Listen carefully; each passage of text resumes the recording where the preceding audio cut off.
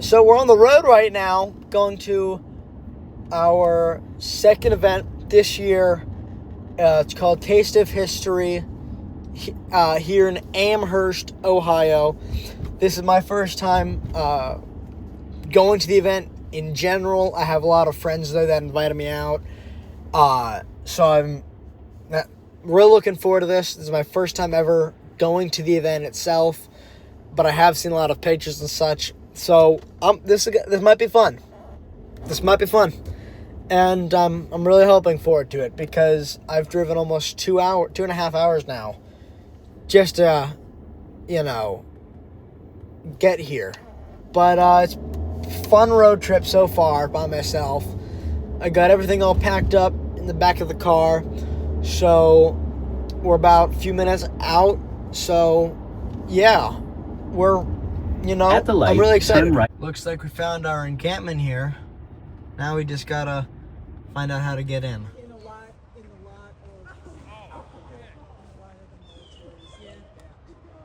We're 3 different types of Croatian soldiers, right? Yeah. That's okay. I don't know. You guys are great. I don't know which They're turning on each other.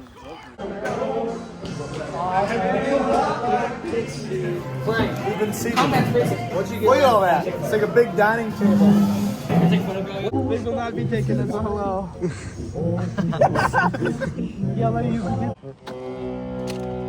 It's like a fucking foghorn, dude. Play something cool. I got. We're Croatian, dude. Don't play something good, you get hurt. My aunt has according to like the 1800s, it's like has ivory keys.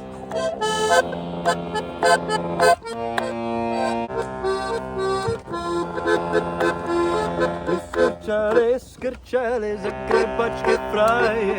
Iskrčale, skrčale, zagrebačke fraje. I have fucking know. Is all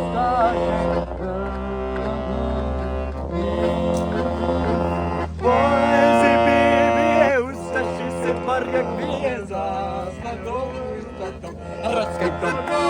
Zaši bibi, ustaši se bar jak bijeza. Sladovu i za tom. Tomorrow night we're making Rommel would be very proud.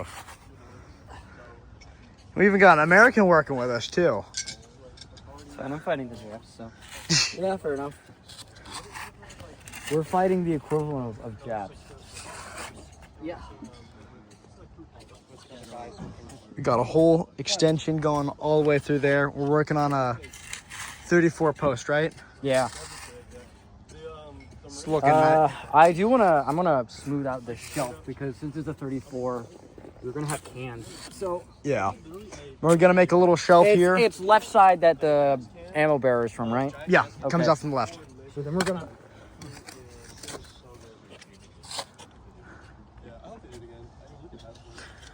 Gonna move over here now. Dude, I can't do this. I can't do this. I'm not watching Band of Brothers. Leave me alone.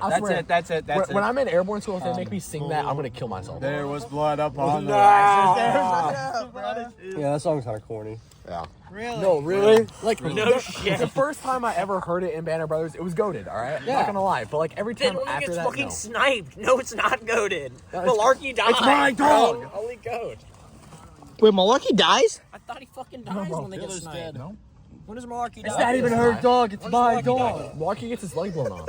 Turn that shit off. Garnier, I think it's killed. Yeah. Garnier gets his leg blown off. I don't know, shoot from. Oddly enough, this isn't the weirdest thing I've ever had to shoot.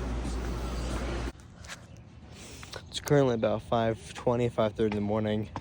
I haven't checked in a hot minute. Fell asleep last night in the car, so we're all warm and toasty in there. But nice weather all around, and right now we are getting ready for the public to come, so we're all hiding all the fob stuff away in our cars, doing some last minute working on the trench, evening stuff out and such. So yeah, they're currently making a roofer cover with some zelts. Got the Pacific guys over there working on their stuff. So yeah, we'll keep you updated. So after a lot of hard work, we finally got a little someone cooking. Got a nice little ramp, some nice ledges and stuff for sitting and rest and stuff. We got some little cooking areas. Is that what they are? Look. Yeah, just for respite. Yeah, that. Another big ledge here. Our first machine gun post. Then we have a little shelter for all of our gas masks and such, containers, all of our equipment that we use to dig this whole thing out. Then we have our multiple bits of armory. Got a light machine gun, all rifles, MP40, and then some Panzerfaust. Then we go to our second MG nest. Nice little view, little hand grenade over there. Then we have some more accommodating areas, some nice stools for sitting on and such. And we have some more food. And then we have this little bunker that goes down. I spent probably most of my night just working on that. We have a little flap too. And then coming up here, we have a Zelt over there that some people were staying in last night. Little campfire area, this nice little table, and this little kind of, we got farb everywhere. We're not ready for the public just about yet, but we got this nice little command post headquarters field thing. But it's gonna look nice when we're all. I need some field phones. Yeah, I wish I had the. It's got quite the interesting little setup too. They got a foxhole over here, another foxhole here, a little machine gun nest. This is the 27th Division, the 165th Regiment. My boys. Got a nice little pit in there. Connor, can you tell us a little bit about this setup we got going on here? Well, we have the 27th ID and whatever the Marines are, I don't remember. Yeah, the Marines are back there. We don't care about them. A little story is right here. We took the Japanese bunker, which is right here, in very bad combat. We lost a lot, and the Marines just barged in and kind of fucking took it, so we hate them. Can we get a little tour? Yeah. So this is Treat us right. Huh? Treat me right. Give me a little tour. So this is like kind of the headquarters one. Trees and Morrison sitting there. We've got some nice little front apples. Hidey hole. That looks spacious and. It is. Next up is our machine gun nest over here. This is where my junk is. Where a lot of our junk is. Our nice little machine gun over there. Back there is Frank's little hidey hole. It's connected to the Marine trench. Now, where is the Marine trench? The Marine trench, it like starts. You can kind of see where like it comes out and turns. I cannot. Oh, you can? I cannot. Okay, we'll get it. This is our front line position here. It's kind of not a lot. You can see down in here. Oh, that's nice. Let's get our ass fucked. That looks snug. It is a little snug. Obviously, that was the front line. That's boogie on over here.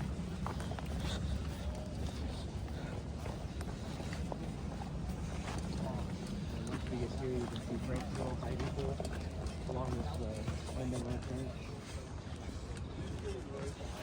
Oh, yeah, that is a little Hidey hole. quaint position. I honestly think it probably cuts off right about there, and then you got the rest of it for the Marines. No, are there any actual Marine positions, or like are they just They kind of their position? Yeah, their position. We also have our dead over there. Oh, dang. Uh-oh, that's not good. No, but you know. Jap skull. Hold on. You see it? The Jap skull? Go show the camera. It's the Emperor himself. What is that? Never. You never seen a cadaver before? That's my friend. His birthday. This is his birthday. He forgot to take his Adderall. He did. He forgot to take his Adderall. Yeah, right. Hey, speaking of which.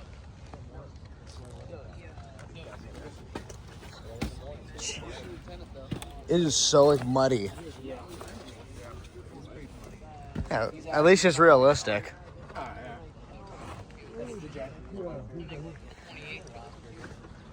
I mean, hey, your guys' position a lot more snug.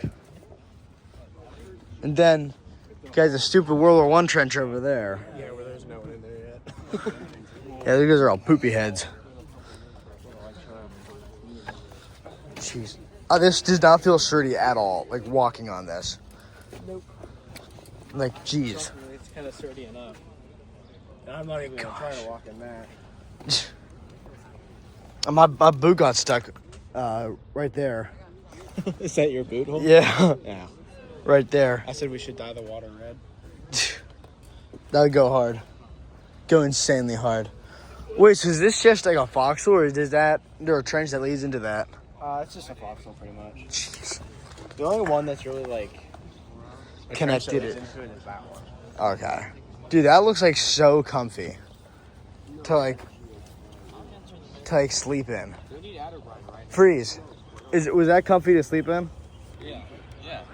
Was it snug as a bug, or is it just chilling? It's about as comfy as a whole can on get. it.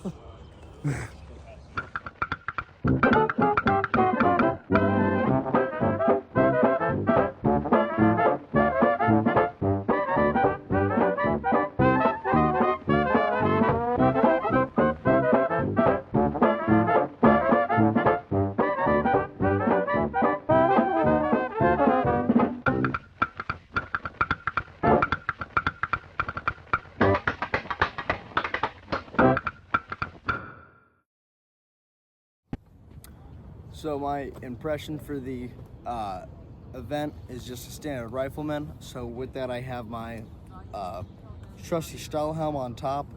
Then I have my K98 pouches with my Y straps, bed bag, really just the bare minimum.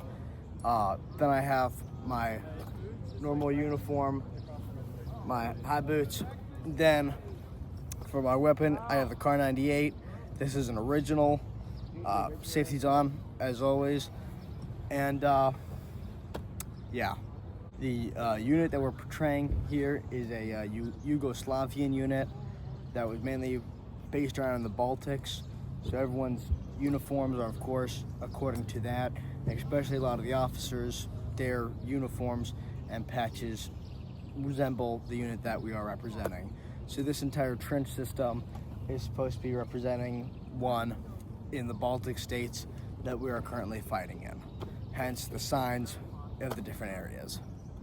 Now, because this is just a static display and there's no actual battle, there are no actual ammo in any of these pouches.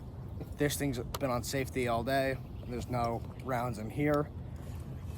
We even had a safety inspection, just making sure that everyone's, not doing anything they're not supposed to be doing, making sure that everyone's rifles and such are within the legal limits.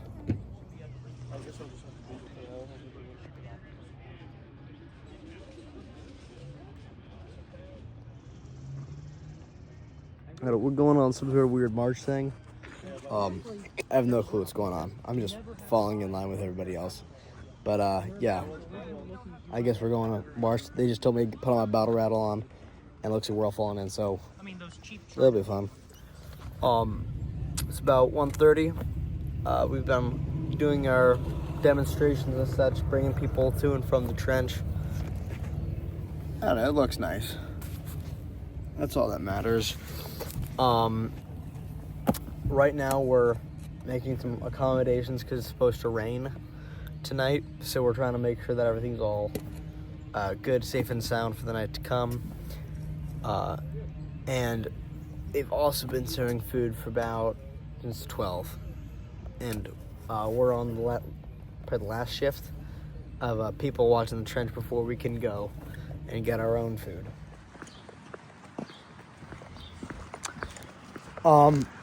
So, like the forecast said, it is now raining. It's about 5 o'clock. The public has been, sent away. We just finished up having dinner. The organizers kind of brought some pizzas and such for us, so that was really nice of them, and really good food, especially. In which they're actually around 7 o'clock. They're doing a USO like concert kind of, where they're having some people sing and such, like the Vietnam era. So yeah, but as of right now, I am just walking back to the parking lot to get my car, to pull it up. There's a nice little entrance and exit for the event. But yeah, so I'm grabbing my car right now so I can whip it around, so I can load some stuff up, so don't need to worry about it getting like any rain damage or anything.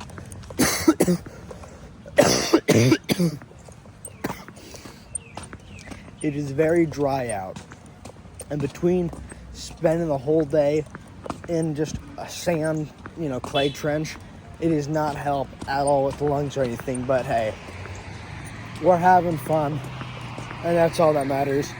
Though, as the first day concludes, we got a lot of fun stuff. We got to educate a lot of people, part of the public. It was really fun. I'm definitely looking forward to the second day tomorrow, because apparently more people are supposed to come. It's going to be on the weekend on Saturday. So yeah, I'm really looking forward to that. Part of the static displays here at the Taste of History is they have a lot of trench works and fortified positions for the eras being properly portrayed here. And one of them, which is kind of one of my personal favorites because of how cool it looks, is the World War I entrenchment. So we got some little information down there, and we're just going to do a little brief walkthrough. It's this nice, huge area for walking through. We have a little ramp, kind of first walks in, and then we have more little shelving and seats, I'm guessing.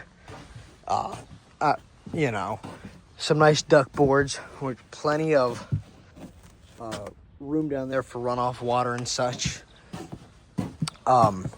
These nice little corners. This is obviously all dug out with an excavator, and unfortunately there was only about one or two American or World War I reenactors here, so it can't be as really fitted out as it normally would be.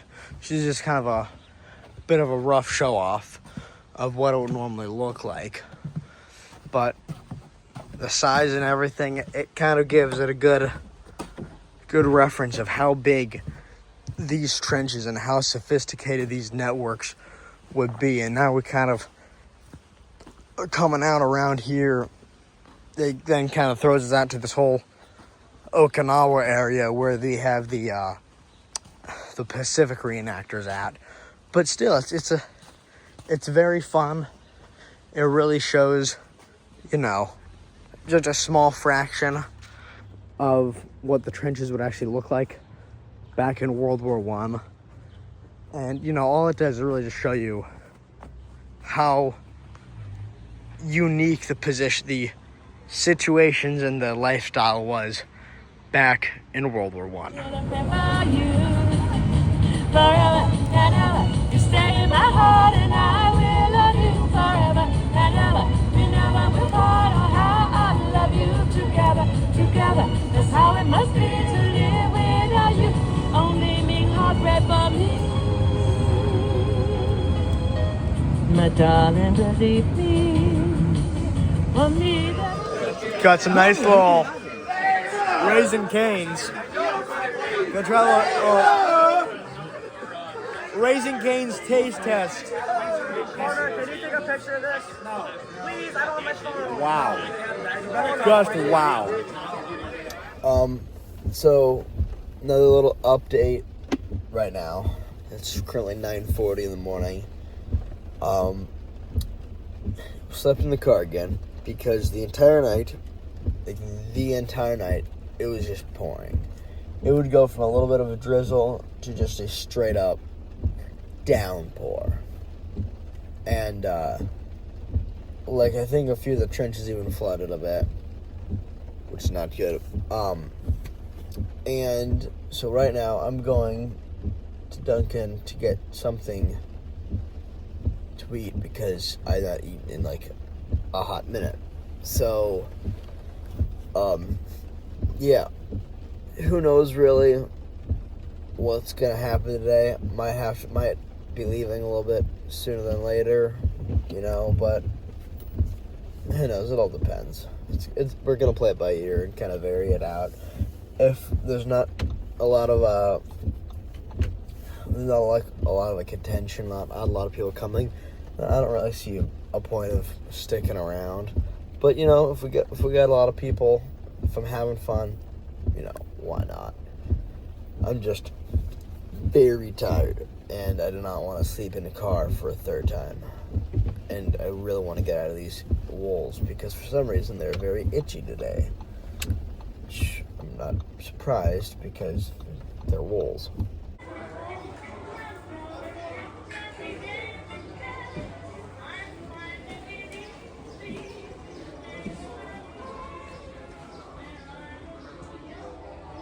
So this is the POW barracks that was originally in the Amherst Stone Quarry, except for the addition of the porch and back room, and the room was split down the middle.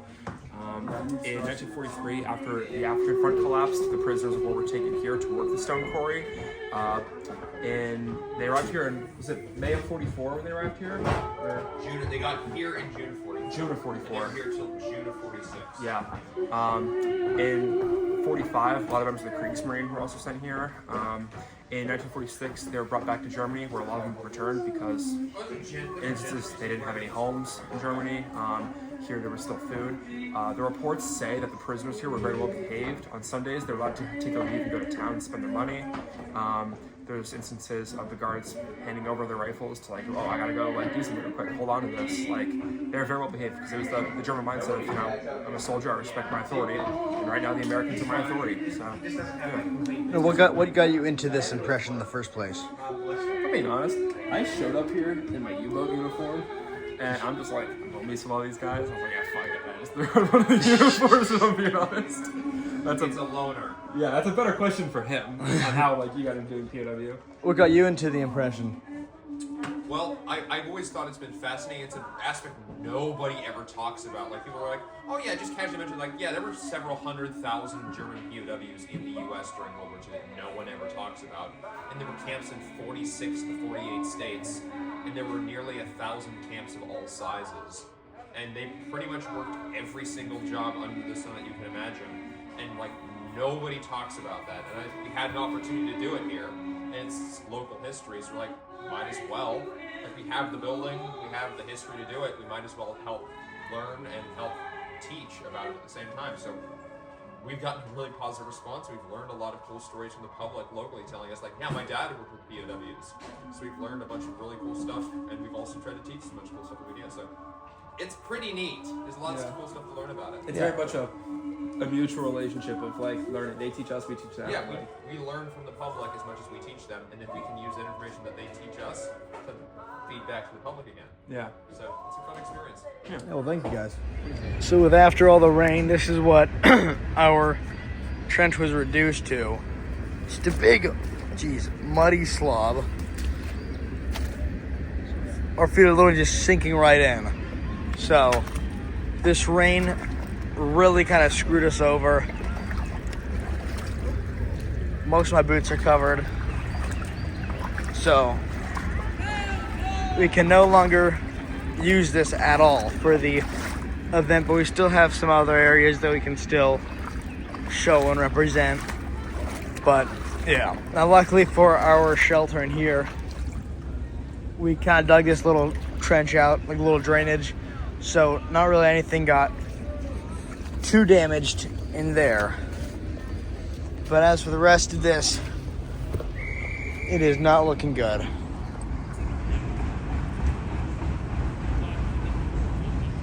It appears that the GIs are getting mail today.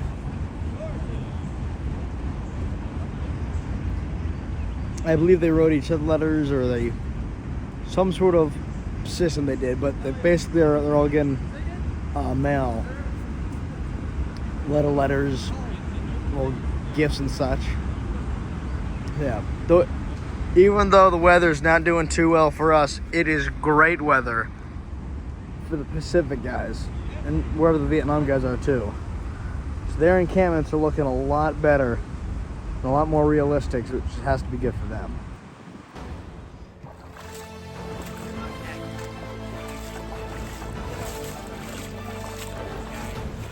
But it could be messy. Yeah, At war. it probably was like this on Okinawa, except they probably had better discipline with their ammunition. So anyhow, we have a firing position here. In theory, those guys aren't there. So that way we can actually shoot the Japanese coming from that direction. And then of course the Marines have their own 30 cal. We're going to be carrying a whole bunch of ammunition. I'm the A gunner. He is supposed to be the machine gunner, so I would be sitting here while. Oh, dude, you're the other machine gunner. No, I'm not the machine gunner. Oh. He pointed at him. Oh. That sort of thing. I'm the combat medic. The bag? Walk us through your impression. Why? Exercise was designed to make sure the men develop muscle memory for every single step in the loading procedure. So the men are firing what's called a flintlock musket. So the mechanism that is sort of back by their face whenever they're firing, that's called a lock, and that's the part of the weapon that makes it function.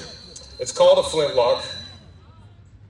It's called a flintlock because there's a piece in the mechanism that holds a flint. And when the trigger's pulled, that flint falls forward and it hits a piece of steel, which makes a spark, which makes the whole thing go off. The loading procedure consists of numerous steps, and it would be very easy under the stress of combat to forget a step. And if you forget a step, the whole thing's not going to work. So this procedure of doing it by the numbers is specifically designed to develop the muscle memory required to do this under extreme stress. It's a very slow and methodical thing. And obviously would not be effective if you were actually on the field. So after they fire this round, you'll be able to see how this would actually happen at full speed, as it were.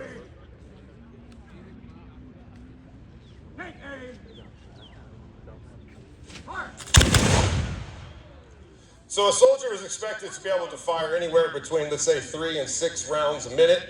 Atmospheric conditions play a lot in that, as well as how much shooting you've done already. So if you haven't figured this out already, the weapons are firing black powder. Black powder is a very dirty thing, and it's a very smoky thing. And we'll talk about smoky here in a minute, but let's talk about dirty first. So as they fire, the bore of the weapon actually gets smaller because so much stuff builds up on the inside. So most military muskets of the period come in very large calibers, and they come in a large caliber because they're designed to shoot a much smaller ball than the bore.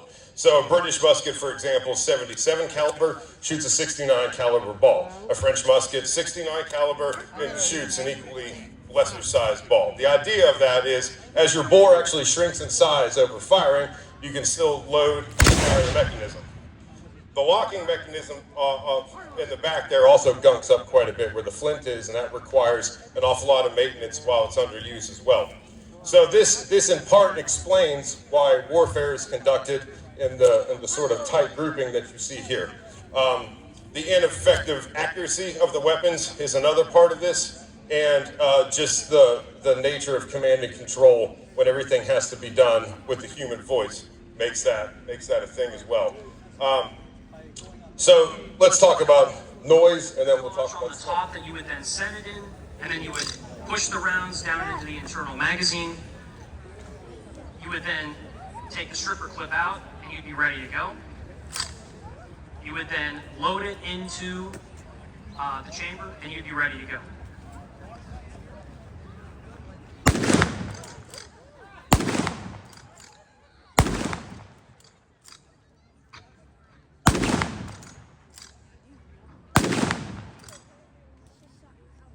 So as you can tell, it's a bit of a loud rifle.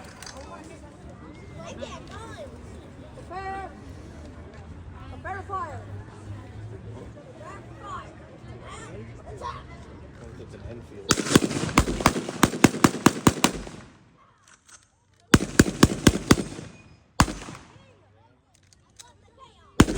I love the pig. Can you hear that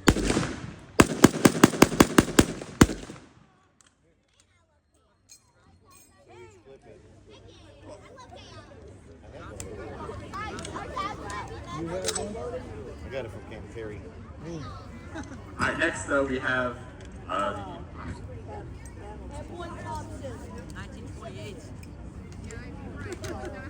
This is a good time.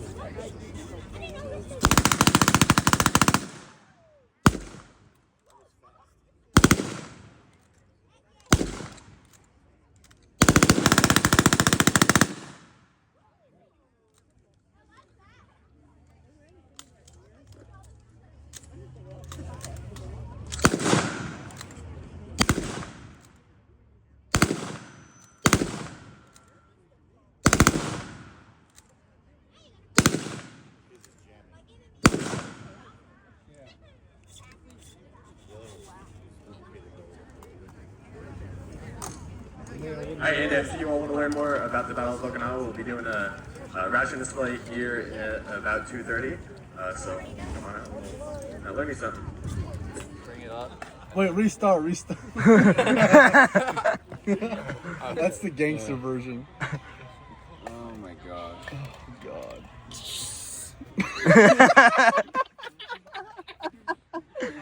People are looking over here like, what the fuck is the Germans doing? Nobody's looking. He's hitting that Pervitin too hard. He's Pervitin posing. So you gotta get a picture with the. You know how to use the gas mask for the Shrek cruise? Yeah. He's not like other boys.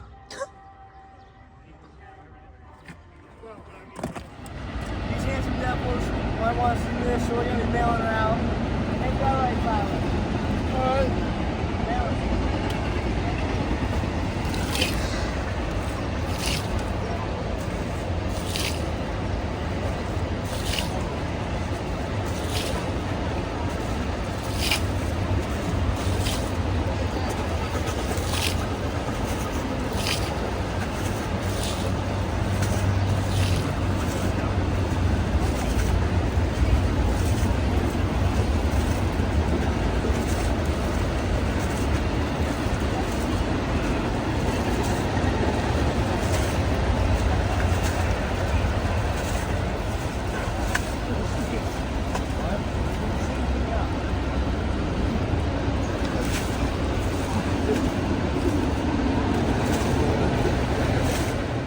We're back.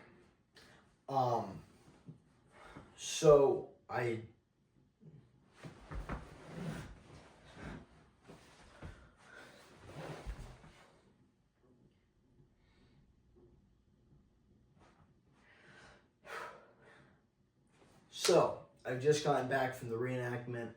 It was about a nice 2-hour drive. Felt like nothing. But now we're back in the studio. I gotta put all my reenactment stuff away, all my German stuff, and then I gotta get ready for my next event, which is this coming weekend down in Tidioute, PA for the Battle of Remagen. So I gotta get all my American stuff, all my GI stuff ready for that. But to conclude, I had a really good time at Taste of History. The stories that I got I cannot wait to share with so many people. Even though it was a bit of a bummer that we didn't really have a battle or anything, but we have an amazing weapons demo. The event coordinators are very nice. We had people always offering us water and such. All the reenactors were super nice. I couldn't have asked for a better event. It was almost like the perfect event for a reenactor who's like just kind of, it was like a nice soft spot. It was a nice soft, word. It was a perfect like soft start to the season. Nothing too crazy, but we were so back. It was really hard and distracting with all the rain because we got drained out, but we still had a fun time. And even though I left, there's some people that ended up staying that extra third night. But yeah, it was amazing people. This Croatian unit that I was representing in it, it was the first time that I ever reenacted with them, but they were all like super nice people, and without a doubt, I cannot wait to do it again next year. I only got good things to say about the event. All the trenches that were dug were like amazing, whether the World War I stuff, the Okinawa with the GIs and the Marines, or our Croatian, our trench. It was so much fun. We got to interact with the public a lot, and I personally learned so much about the other units, about the Okinawa guys, about the other generations, the other wars that were being represented, and especially a lot with my own unit, with the Croatians. I learned so much about what we were doing and why we were doing it. It was very enlightening to kind of get a new perspective on a new front, because the Croatians, Yugoslavia, that whole area of World War II, that whole theater barely gets talked about. You really only see the European part, the European theater with the GIs and the Germans, and a little bit with the Germans and Russians. We get barely anything in North Africa, and we got a good amount in the Pacific, but we don't see that other part. I mean, there are more countries than just Germany, Japan, America, and Russia.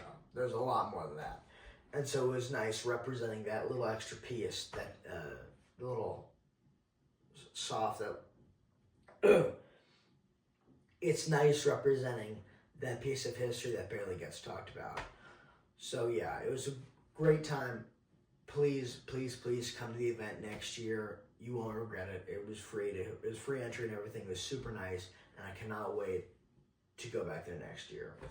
But that's going to do it for this video. So please like and subscribe, and thank you for watching.